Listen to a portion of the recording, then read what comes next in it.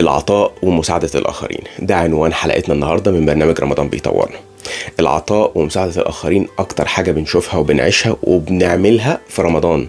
بتلاقي الشخص اللي طول عمره بتحال عليه يجيب واحدة شيبسي ولا إزازة حاجة ساقعة ولا بق من العصير اللي معاه، فجأة بيوقفك في الشارع وعايز يديك علبة رز بلبن، عايز يديك بلحات، عايز يفطرك. تلاقي الناس بتطلع صدقة، تلاقي الناس بتروح تشارك في جمعيات خيرية زي رسالة وغيرها، تلاقي الناس تطلع الزكاة بتاعتها. كل ده بيحصل علشان احنا في مننا فاهم ليه بيحصل كده، وفي مننا مش فاهم، في مننا لا اراديا المجتمع كله حوالينا عمال بيعطي فانا عايز اعطي انا كمان، وفي بقى فاهم ان ايه رمضان ده الحسنات ان شاء الله بتكون في اضعاف مضاعفه وربنا بقى الكريم ان شاء الله باذن الله. فالصدقه اللي بتعملها النهارده وانت صايم كمان اكتر، ولو افطرت غيرك تاخد ثوابه. في حاجات كتير قوي محفزات ان احنا ندي.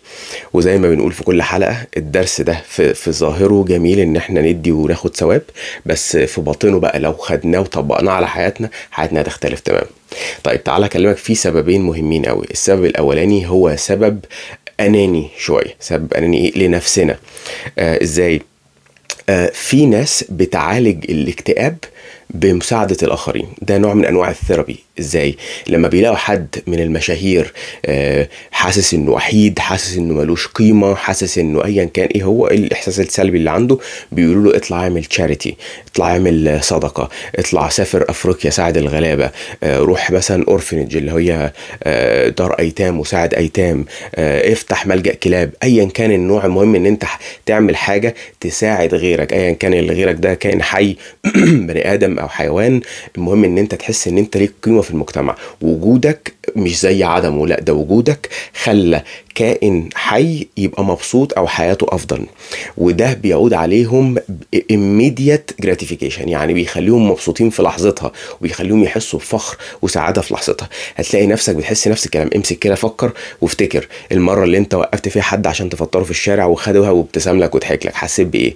المرة اللي انت لقيت واحدة ست كبيرة شايلة حاجات وشلتها منها وساعدتك وضحكت لك، حسيت بايه؟ المرة اللي لقيت مثلا واحد محتاس في موقف ورحت واقف له وساعدته في كاوتشة العربية، اللي بتحس بفخر، تحس ان انت مبسوط، تحس ان انت ماشي.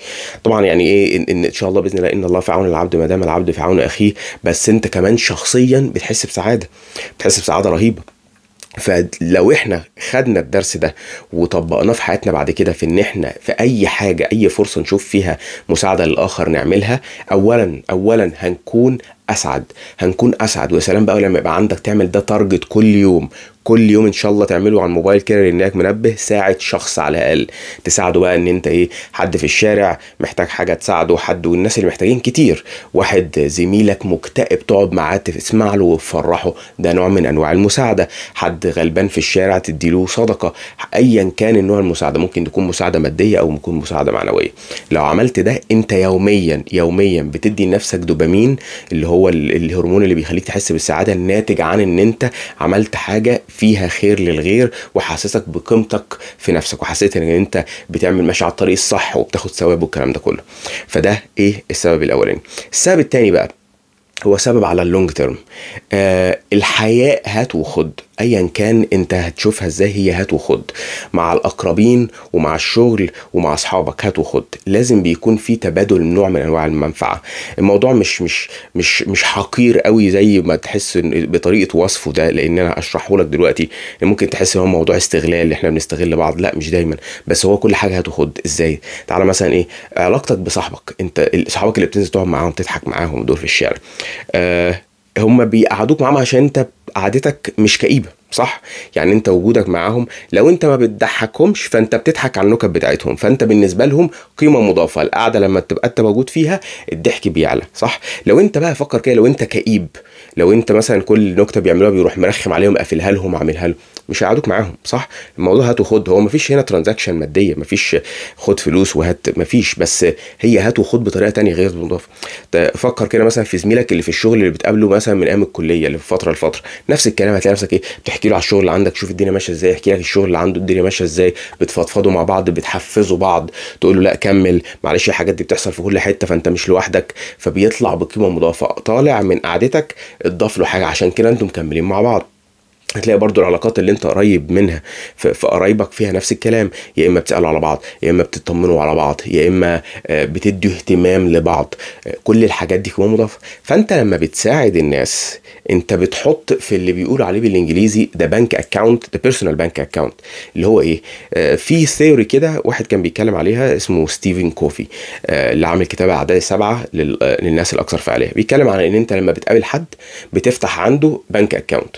تمام؟ يعني ايه بتفتح بنك اكونت؟ يعني انت السلام عليكم، انا اسمي سامي، ادي ايه، فتحت عندك بنك اكونت. كل ما هعمل لك حاجه حلوه كل ما اكني بعمل ايداع ايجابي. تمام؟ يعني ايه؟ جيت ابتسمت لك عملت ايداع ايجابي، تاني يوم افتكرت اسمك وندهتك بيه عملت لك ايداع ايجابي، قلت نكته ضحكت عليها عملت لك ايداع ايجابي، كلمتك سالت عليك في رمضان ايداع ايجابي، كنت محتاس في موقف وجيت وساعدتك ايداع ايجابي، كنت مزنوق في فلوس ودفعتها لك ايداع ايجابي. كل دي ايداعات ايجابيه. لما بنرفزك او بضايقك او بعمل حاجه سلبيه باخد من حسابي. ازاي؟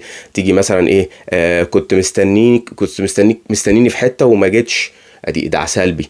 يوم تاني مش عارف كنت معتمد عليا عايزني اساعدك في حاجه وانا نفضت، ايداع سلبي. كنت المفروض نخرج ولا نعمل ونفضت لك وما رضيتش، هتبقى ايداع سلبي. كل الحاجات دي بتبقى ايداع سلبي. فانت ايه، طول ما انت المحصله بتاعت الايداع بتاعك ايجابيه بالبوزيتيف، فانت في مكانك كويس. طبعا كل ما زادت كل ما كان احسن، وكل ما كانت نيجاتيف طبعا انت ايه، خلاص رصيدك بيخلص. لما بتوصل عند الصفر وتيجي تنزل خلاص الشخص بقى بيبتدي ايه، يرفضك من حياته، وممكن ايه رد فعله معاك يبقى سلبي قوي. فاحنا كل ما بنساعد غيرنا مش بس بناخد ثواب، ده احنا بنعمل ايداع ايجابي في حسابنا عندهم. كل ما نسال على قرايبنا، كل ما نسال على اصحابنا، كل ما نقعد معاهم ونساعدهم، كل ما يقول لي يا عم خلاص شكلك مستعجل، ولا ما تقلقش انا فاضيلك، قول لي في ايه اللي حصل، احكي لي. كل الحاجات دي ايداعات ايجابيه. لما اجي انا بقى هحتاج حاجه ان شاء الله، لو الناس دي كويسه فيها منها يبقى في ناس بتاخد وما بتديش، ده طبيعي وموجودين في كل حاجه، ودي ان شاء الله نسبه قليله مش هنبتدي ننظم حياتنا عشانهم. تمام؟ بس الاغلبيه العظمى هتلاقي الشخص ده عندك حسابك عنده فيك حاجات كتير قوي، هيستنى ان هو يساعدك باي حاجه، هيستنى لو انت محتاج حاجه هيقف جنبك، اللي هي بنسميها الجميله، سميها العشم، كل الكلام ده كله نفس المسميات بطريقه مختلفه. فكل ده بيحصل امتى؟ لما انت بتساعد غيرك. فانت اول حاجه بتبقى سعيد، تاني حاجه انت مع الوقت عمال بتحط في حساباتك في مع كل الاشخاص دي، يعني كان بقى قرايبك مش قرايبك او بتاخد ثواب طبعا. اول واهم حاجه بتعمل كده عشان ربنا، بس كل الحاجات دي بتعود عليك بالنفع.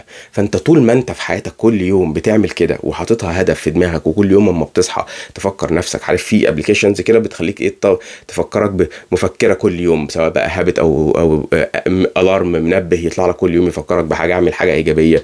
كل الحاجات دي مع الوقت انت ادي نفسك سنه قدام هتلاقي نفسك تحولت. فاكر في فيلم الليمبي لما جه يتجوز وكل الناس جات له علشان تديله نقطه في فرحه؟ ليه؟ علشان كان هو بيعمل كده في الاول، كان ادى الناس كلها، راح وجاملهم وعمل لهم وبتاع وعزمهم وادالهم نقطه، وبعد كده لما جه يتجوز كل الناس جات له وردت له الفعل وردت له العمل الجميل ده. فده درس خفيف كده ممكن ناخده، لو خدناه وتفكرنا فيه وطبقناه على حياتنا هتختلف تماما.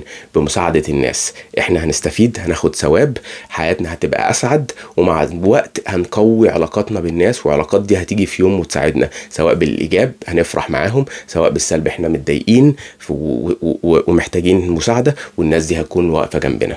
شكرا ليكم وكل سنة وانتم طيبين.